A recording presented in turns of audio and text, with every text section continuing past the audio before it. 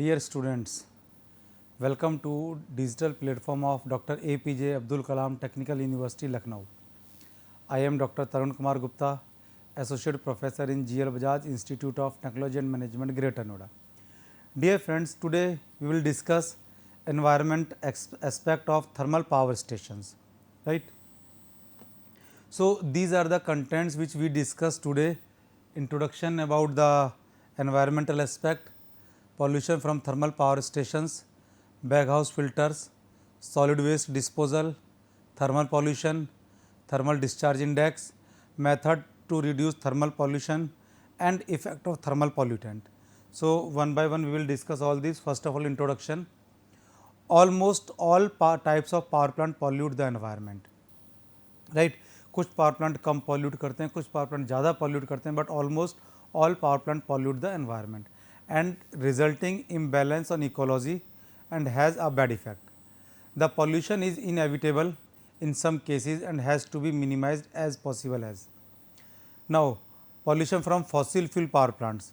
जो fossil fuel power plant means who are those plants which are based on coal or diesel like this. So उनसे pollution क्या होगा? Sulphur dioxide, nitrogen oxide, carbon dioxide, thermal pollution and PM particulate matters. Pollution from nuclear power plant की अगर हम बात करते हैं तो न्यूक्लियर पावर प्लांट से कौन सा पॉल्यूशन होता है? Radioactivity release, radioactive waste, thermal pollution, right. Now pollutant such as lead, hydrocarbon etcetera are contributed by automobile also. ठीक है. इसके बाद बात करते हैं pollution from thermal power plant. So thermal power plant से कौन कौन से पॉल्यूशंस हो सकते हैं, क्या इफेक्ट होते हैं, इसके बारे में थोड़ा सा हम डिस्कस करेंगे. Environment pollution by thermal power plant is more than any other. Means कोई भी पावर प्लांट है उनमें सबसे ज़्यादा power plant thermal power plants होता है, because here we are burning the coal. So coal burn होने से क्या होता है, ऐश भी जनरेट हो रही है और कोल से फ्लू गैसेज भी जनरेट हो रही हैं. Air pollution is caused by thermal power plant is very high by burning power plants fuel like coal. अच्छा, समटाइम हम क्या करते हैं, हम वेस्ट भी यहाँ पर बर्न करते हैं. मैं आगे डिस्कस करूँगा कि वेस्ट से एनर्जी कैसे जनरेट होती है. In next lectures I will discuss waste to energy plant, right. Combustible element of fuel are converted into gaseous product. Non-combustible element are converted into ash. Normally, the thermal power plant have high sulfur content coal and it must be removed before burn. So कैसे remove कर सकते हैं sulphur oxides को, sulphur content को? Some sulfur oxides and the fly ash will be removed by coal washing. So coal washing is a process by which we can reduce the sulfur oxide and fly ash. So you can see this is a diagram which shows the emissions can be solid, gaseous, particulate emissions and thermal pollution. So अगर मैं gas की बात करता हूँ तो sulphur dioxide, hydrogen sulphide, oxygen of nitrogen इसको हम NOx भी लिख देते हैं कई बार, and carbon monoxide. Solid waste की बात करें तो हम ऐश, कैल्शियम, मैग्नीशियम सॉल्ट्स यहाँ पर अवेलेबल होते हैं जिन्हें रिमूव करना है या जिनको टैकल करना है. पीएम की बात करते हैं पार्टिकुलेट मैटर की, तो दो तरह के पार्टिकुलेट मैटर हमने डिस्कस किए यहाँ पर. One is dust, other is particles. Dust को लिखा है 1 माइक्रोन डायमीटर या लेस, और पार्टिकल्स के लिए लिखा है हमने 10 माइक्रोन्स और more, right. So smoke, fume, fly ash, cinder, ये सब हमें डील करने हैं. थर्मल पॉल्यूशन की अगर हम बात करते हैं सो थर्मल डिस्चार्जेज इनटू द वाटर. सो इन सभी को हमें डील करना है, इन सभी पर हमें कंट्रोल करना है, सारे पॉल्यूशंस हमें देखने हैं. अब सल्फर डाइऑक्साइड की हम बात करते हैं तो मैंने बताया सल्फर डाइऑक्साइड के लिए washing is the best method, but एक वेट स्क्रबर हम यूज़ करते हैं. वेट स्क्रबर में हम वॉश कर सकते हैं सल्फर डाइऑक्साइड को. सो वेट स्क्रबर एक हमने यहाँ पर एक डायग्राम दिखा हुआ है, you can see in this diagram, right. Polluted gas is sent into the scrubber tangentially. ये स्क्रबर है, आप देख सकते हैं ये स्क्रबर है. इस स्क्रबर में ये पॉल्यूटेड गैस मीन्स जो गैस फ्लू गैस बाहर आ रही है बॉयलर से या पावर प्लांट से, उस फ्लू गैस को, डर्टी गैस को यहाँ से टेंजेंशियली क्यों दिया, so that there is a swirling action, so it can rotate its without any help. आपको किसी और मोटर की, ब्लोअर की ज़रूरत नहीं है. सो टेंजेंशियली यहाँ से हमने इसको सप्लाई किया, इनपुट दिया, it will rotate and it will leave the system from here. Now how we can wash this gas? We can wash this gas with the help of water. So we are using water spray. देखिए यहाँ पर आप देख सकते हैं, अगर आपको यहाँ पर दिखाई दे रहा हो, देखिए ध्यान से देखिए, अगर आपको दिखाई दे रहा है यहाँ पर हमने एक पाइप लगाया हुआ है, राइट। इस पाइप में यहाँ से लिखा हुआ वाटर इनलेट आउटलेट, इनलेट, ये वाटर इनलेट है यहाँ पर, वाटर इनलेट। और वाटर इनलेट के यहाँ पर आप देखिए यहाँ पर स्प्रे मैनीफोल्ड लगाए हुए हैं, आप कह सकते हैं नोजल्स हमने लगाए हुए हैं। सो ये नोजल्स वाटर को सप्लाई करते हैं और ये एक डिस्क है जो कि रोटेट करती है, जो सो दैट ये वो एयर जो यहाँ पर थोड़ा सा रोटेट हो सके। अब ये वाटर पार्टिकल्स क्या करते हैं, वाटर पार्टिकल्स इसको हैवी कर देते हैं, और हैवी होने के बाद जितने भी हमारे सल्फ़र कंटेंट है कुछ भी है वो सब वाटर में मिक्स हो जाते हैं, और मिक्स होने के बाद वाटर यहाँ पर बेस में सेटल हो जाता है। यहाँ से एक हमने आउटपुट दिया हुआ है, इस आउटपुट से वाटर हमें बाहर मिल जाता है। Clear? So polluted gas is sent into scrubber tangentially. Water spray absorb these gases and particulate matters. It is collected on the surface of scrubber and washed down by water. This water again treated, filtered and reused. Right? It is used to remove the particulate matters. So ये जो water यहाँ से हमें मिल रहा है इसको आप clean करके वापस reuse कर सकते हैं. Here the gases are cooled, so they must be reheated before sent to stack. The used water contain sulfuric and sulfuric acid which corrode the pipeline and scrubber. The collector efficiency is about 90%. Clear? There are some disadvantages of using wet scrubber. So disadvantage क्या, the gases are cooled to such an extent that they must be reheated before sent to stack. So reheat करना means आपको फिर से heat energy consume करनी पड़ेगी. Pressure drop are very high. Used water will contain sulfuric acid and sulfuric acids which will may corrode the pipeline and scrubber. ये sulphuric acid है ये काफ़ी एसिडिक नेचर का होता है, it can corrode pipeline and scrubber. So इस sulphuric acid के जब आप डील करें तो आपको काफ़ी प्रिकॉशंस लेनी होंगी, और आपको समटाइम्स हो सकता है कि कुछ ऐसे मटेरियल यूज़ करना पड़े which can not be harmful by the sulphuric acid. Right? In power plants where high sulfuric acid content coal is used for burning purpose, it is advisable to remove the sulfur from the coal before burning. Right? This is done by coal washing, जैसे मैंने आपको बताया था. Right? Sometimes the power plant use flue gas desulfurization, जिसको हम in short कहते हैं FGD system, which is similar to wet scrubber. FGD can be of following two type: recovery of regenerative, दूसरा थ्रो अवे और non regenerative. तो दोनों तरह के हो सकते हैं. अगर रीजनरेटिव की बात करते हैं, this is a diagram of regenerative type system. The regenerative system can be of FW Bergbaum process, can be of Wellman-Lord process, can be of wet magnesium oxide process. Right? In FW Bergbaum process, sulfur dioxide is removed by absorption and sulfur is collected as molten sulfur. So you can see in this diagram, molten sulfur is collected here and to the storage tank. Right? So this is FW Bergbaum process. अगर Wellman-Lord process की अगर हम बात करते हैं, in Wellman-Lord FGD system, sulfur dioxide is removed by absorbing in sodium carbonate and the same sulfur dioxide is recovered as sulfur or sulfuric acid product. Right? तो ये देखिए ये पूरा प्रोसेस दिया हुआ है, यहाँ से फ्लू गैस जा रही हैं और इसको यूज़ करते हुए आप देख सकते हैं सोडियम कार्बोनेट यहाँ से हम मेकअप कर रहे हैं. ठीक है, और आप देख सकते हैं कि यहाँ पर सल्फ़र और सल्फ्यूरिक एसिड प्रोडक्ट अवेलेबल है, सो जिसको हम यहाँ से रिमूव कर सकते हैं. This is Wellman Lord process. Right? इसके बाद हम बात करते हैं नॉन रीजनरेटिव सिस्टम्स की. ये जो नॉन रीजनरेटिव सिस्टम, इनको थ्रो अवे सिस्टम भी कहते हैं. In this system the principal reactant is either lime और limestone. The slurry made into sludge by adding fly ash and by proprietary sludge additive and the sludge is disposed. This method could prove a bit more expensive since no sulfur or sulfur product is recovered and reactant is not generated as in case of FW Bergbaum process. Right? Emission of NOx. NOx के means NOx. NOx क्यों लिखा हमने? क्योंकि NO भी हो सकता है, NO2 भी हो सकता है. So NO और NO2 है, इसलिए इसको हमने combine लिख दिया NOx, NOx.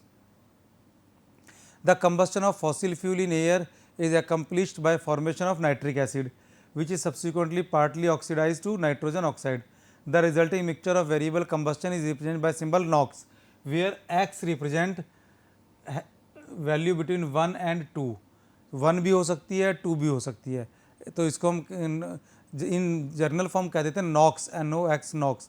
NOx present in stack gas from coal, oil and gas furnaces and also in exhaust of IC engine, internal combustion engine and gas turbine.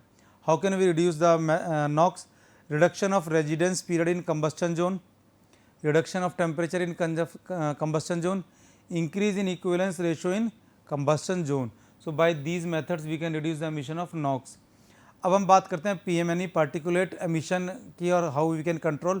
So particulate emission can be divide into two, dust and particles. Dust whose size is 1 micron and which do not settle down. You can say dust is very fine और उसका जो size है that is approximately 1 micron और ये जल्दी से settle down नहीं होती. और पार्टिकल्स की बात करते हैं, पार्टिकल्स का डायमीटर कंपैरेटिवली लार्ज है, अप्रॉक्सीमेटली 10 माइक्रोन है और these are settle down on the ground, right. So ये जो पार्टिकुलेट एमिशन है that can be classified as follows: smoke, fumes, fly ash and cinders. आप देख सकते हैं चार हमने क्लासीफाई किया है: smoke, fumes, fly ash and cinders. Smoke की बात करते हैं तो stable suspension of particles visible and diameter is less then 10 micron. Fumes की बात करते हैं very small particles which is obtained from chemical reactions. It is composed of metal and metallic oxides. Fly ash की बात करते हैं diameter is less than और equal to 100 micron, right. और सिंडर्स की बात करते हैं diameter of particles are more than और इक्वल टू 100 माइक्रोन्स. सो ये सारे हमें डील करने हैं. अब हम बात करते हैं सिंडर कैचर की. सो पहले थर्मल पावर प्लांट के केस में मैं इसको डिटेल में डिस्कस कर चुका हूँ इस तरह के कलेक्टर्स को. सो यहाँ पर एक ब्रीफ आइडिया हम देते हैं that the performance parameter for any particular remover is called collector efficiency. Collector efficiency का था mass of dust remove to the mass of dust present multiply by 100. सो ये 4 हमने ऑलरेडी डिस्कस किए थे. One method is sudden decrease in the gas velocity. आप देखिए sudden decrease का मतलब ये है और एकदम इंक्रीमेंट हो गया यहाँ पर एरिया में तो वेलोसिटी डिक्रीज हो गई. डिक्रीज होने से ये डाउन हो जाते हैं. Sudden change in direction, gas dust ऐसे जा रही है, गैस को एकदम डायरेक्शन चेंज की. सो डायरेक्शन चेंज होने से प्रेशर ड्रॉप होता है तो ये सेटल डाउन हो जाते हैं नीचे, right. We can use some baffles यहाँ पर यूज किए, इससे टकरा करके डस्ट पार्टिकल्स नीचे बैठ जाएं. या हमने क्या किया, सेंट्रीफ्यूगल सिंडर वैन यूज़ किया. सो अब देखिए in this case Stoker and small cyclone, अगर यहाँ इसकी एफिशिएंसी 50 to 75% है और इसकी सेंट्रीफ्यूगल फोर्स यूज़ करते हैं, यहाँ पर एफिशिएंसी है again 50 to 75%. So collector efficiency vary from 50 to 99%. एंड अगर हमें और ज़्यादा एफिशिएंसी चाहिए तो we can use ESP. ESP means electrostatic precipitator. efficiency is more than 90%, but in most of the cases 99% से भी ज़्यादा efficiency हमें ESP की मिलती है, राइट. ये सारे मैंने कैचर्स, डस्ट कलेक्टर्स और ESP I have already discuss in the lectures when we were discussing thermal power plant. So अगर आपको इनके बारे में डिटेल जाननी है तो काइंडली मेरे जो प्रीवियस लेक्चर्स हैं आप उन पर जाइए और वहाँ पर आप जा कर के देख सकते हैं. इसके बाद एक और हम यूज़ करते हैं जो अभी तक हमने डिस्कस नहीं किया, that is bag house filter. Bag house filter आप नाम से समझ सकते हैं, बैग हाउस जिसमें बहुत सारे बैग हैं, ऐसा filter. It is very useful in removing the particulate matters where low sulphur coal is used. The cloth cost is 20% of the installation cost and life is 1.5 to 3 years. Installation cost किसी power plant की नहीं, bag house filter की. तो ये जो देख रहे हैं ना ये क्लोथ है यहाँ पर, ये ठीक है. Filter can be cleaned by forcing the air in reverse direction. Large filter area is required about 6.5 metre square per megawatt. ध्यान रखिए per megawatt. It has high cost and widely use in thermal power plant. So यहाँ पर आप देखिए this is the in और यहाँ से out. Dust यहाँ से air containing dust particular matters is supplied from here, right. Air comes outside और ये जो है यहाँ पर डस्ट कलेक्ट हो जाती है इसके अंदर और इस डस्ट को वापस रिवर्स एयर मार के डस्ट को नीचे सेटल डाउन करके रिमूव कर सकते हैं. इसके बाद हम बात करते हैं सॉलिड वेस्ट डिस्पोजल की, राइट. अब सॉलिड वेस्ट डिस्पोजल क्या, सॉलिड क्या होता है, सॉलिड थर्मल पावर प्लांट में जो सॉलिड है दैट इज ऐश, ठीक है. ऐश को कैसे डिस्पोज करें, अगेन मैंने आपको बताया कि ऐश के बारे में मैं डिस्कस कर चुका हूँ थर्मल पावर प्लांट के जब लेक्चर हम डिस्कस कर रहे थे. तो थोड़ा सा यहाँ से हम फिर से डिस्कस करते हैं. In fossil fuel fired boiler the solid waste is in the form of ash. Fossil fuel का मतलब यहाँ पर जब हम कोल यूज़ कर रहे हैं, अगर हम डीजल यूज़ कर रहे हैं तब ऐश जनरेट नहीं होती है. सो सॉलिड फ्यूल अगर आप यूज़ कर रहे हैं, चाहे वो वेस्ट आप यूज़ कर रहे हैं, चाहे कोल यूज़ कर रहे हैं, तो ऐश जनरेट होती है। ठीक है, this ash is remove from the bottom of the boiler furnace through various means. मैंने आपको बहुत सारे मीन्स बताए थे वहाँ पर, आप मेरे वापस लेक्चर्स पर जाएंगे तो आप देखेंगे बहुत सारे मीन्स मैंने बताए थे। हाइड्रोलिक सिस्टम हो सकता है, न्यूमेटिक सिस्टम हो सकता है, और भी मैंने मैकेनिकल सिस्टम हो सकता है, तो कई यूज़ मैंने आपको बताए थे। अब ये जो ऐश है, इस ऐश से क्या होता है, इस ऐश में से बहुत सारी प्रीशियस मेटल्स हमें मिलती हैं। जैसे मैंने लिखा है यहाँ पर मेटल्स एंड मिनरल्स, एल्यूमिनियम मिल सकता है, फेरस मिल सकता है, सिलिकॉन है, titanium etcetera, that can be extract. और मैं आपको बता दूं एल्यूमिनियम जो है वो sometime up to 22% weight aluminium यहाँ से एक्सट्रैक्ट की जा सकती है। इतनी एल्यूमिनियम अवेलेबल होती है इसमें कि एल्यूमिनियम यहाँ से अप टू 22% तक आप एक्सट्रैक्ट कर सकते हैं, राइट। इसके साथ साथ क्या है, जो ऐश है, इस ऐश को एज पर the ash disposal policy of government इस ऐश को डिस्पोज करते हैं। जैसे कि मैं आपको बताऊं कि भाई इसको आप ऐसी प्लेस पर नहीं फेंक सकते जहाँ पर ये किसी के लिए हार्मफुल हो, और अप टू आई थिंक 50 और 70 किलोमीटर तक इसका डिस्पोज ट्रांसपोर्टेशन कॉस्ट फ्री होती है, और इसको यूज़ भी करना होता है। अब यूज़ क्या करना है कि the ash is use for various purpose, this I have already discuss in lecture number 13 in thermal power plant unit. फिर भी मैं आपको बता देता हूँ कि भाई इसको जिप्सम सीमेंट के लिए यूज़ करते हैं, ब्रिक्स बनाने के लिए इसको यूज़ कर सकते हैं, लैंडफिल के लिए यूज़ कर सकते हैं, जहाँ एसिड लैंड है वहाँ पर यूज़ कर सकते हैं इसको, एल्कलाइन लैंड है वहाँ यूज़ कर सकते हैं। सो अलग अलग पर्पज़ हैं इसके, इसकी ब्रिक्स बहुत ज़्यादा बनती हैं, सो इन सब काम के लिए इसको यूज़ करते हैं। इसके बाद फ्रेंड्स हम बात करते हैं थर्मल पॉल्यूशन की। थर्मल पॉल्यूशन क्या है, discharge of thermal energy into water is called thermal pollution. मतलब क्या है इसका, हम क्या करते हैं कि हॉट वाटर को हम फ्लोइंग वाटर में छोड़ देते हैं, रिलीज़ कर देते हैं, right. This is thermal pollution. Water is main medium to condense the steam, right. अब water is main medium to condense the steam means water will get the heat of the steam. So if this heated water is discharged into lake or river or any flowing water body, the water temperature goes up. This create thermal pollution. अब क्या होता है, at about 35 degree Celsius the dissolved oxygen will be too low that aquatic life will die. जो fish है वहाँ पर या कोई और एक्वेटिक लाइफ है, it can be die, right. But इसका दूसरा रीज़न, दूसरा अगर हम देखें advantage, in very cold region, ये मैंने बताया हॉट रीजन के लिए, in very cold region discharging the hot water into lakes help in is increasing fishing growth। अगर हॉट एरियाज़ में अगर हम इसको डिस्चार्ज करते हैं और टेम्परेचर 35 डिग्री सेल्सियस तक वाटर का हो जाता है तो एक्वेटिक लाइफ डाई हो जाती है। बट अगर कोल्ड रीजन में जहाँ पर लेक्स के ऊपर स्नो बन जाती है, बर्फ़ जम जाती है, वहाँ अगर हम इसको डिस्चार्ज करते हैं तो क्या होगा, एक्वेटिक लाइफ को ग्रो करने में ये हेल्प करेगा। एंड एज पर the regulation 1 degree Celsius more than the atmospheric temperature is acceptable, right. So यहाँ तक एक्सेप्टेबल है। वाटर का जो टेम्परेचर है उसका अगर 1 डिग्री फालतू हो जाता है तो कोई प्रॉब्लम नहीं, लेकिन 1 डिग्री से ज़्यादा नहीं होना चाहिए, ये आपको यहाँ पर ध्यान में रखना है, ठीक है। इसके बाद यहाँ पर एक टर्म आती है that is known as thermal discharge index. So what is thermal discharge index, तो इसको इन शॉर्ट हम TDI भी कहते हैं। अब देखिए मैंने लिखा है बार बार TDI। Thermal discharge index is the term usually used in connection with the estimation of the amount of thermal energy released to the environment for every unit of electrical energy produced in the plant।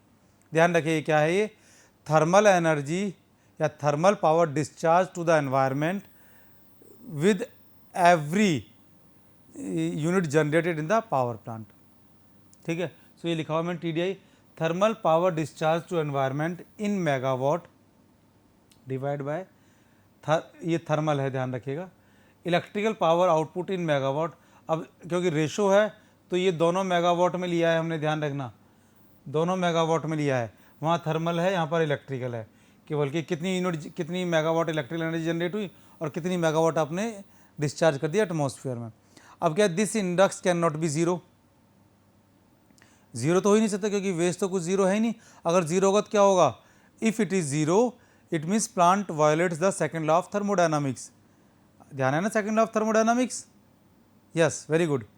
But this index should be as low as possible to improve the thermal efficiency of the plant, कि ये हमारी requirement है कि ये जितना कम हो सके, near to zero हो सके उतना अच्छा है, पर ज़ीरो नहीं हो सकता, क्योंकि सेकंड लॉ ऑफ थर्मोडायनामिक्स कहता है कि ज़ीरो ऐसा कोई भी सोर्स नहीं है जो केवल इनपुट पर ही काम करता रहे, है ना, या जिसमें वेस्ट ना हो। तो इसलिए ज़ीरो नहीं हो सकता, अदरवाइज क्या होगा, it will violate the second law of thermodynamics. But it is our practice कि जितना कम हो सके उतना कम होना चाहिए ये।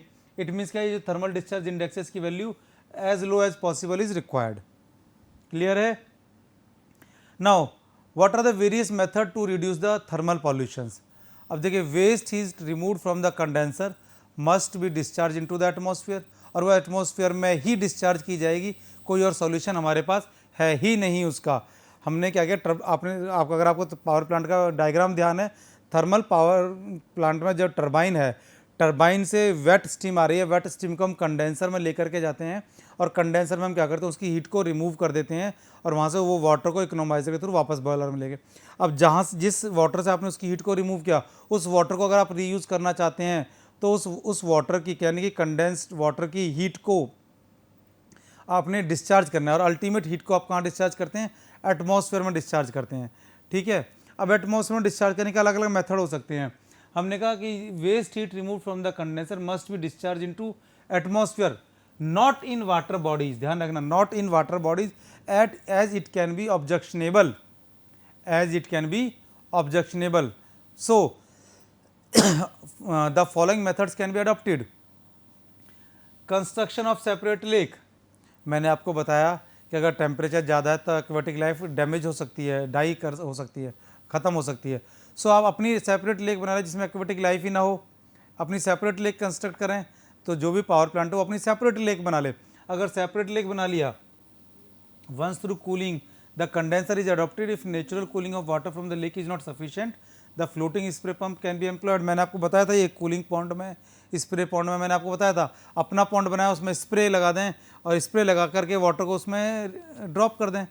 सो क्या होगा, स्प्रे से वो एयर के कांटेक्ट में आएगा water, so air heat will exchange, air will get the heat.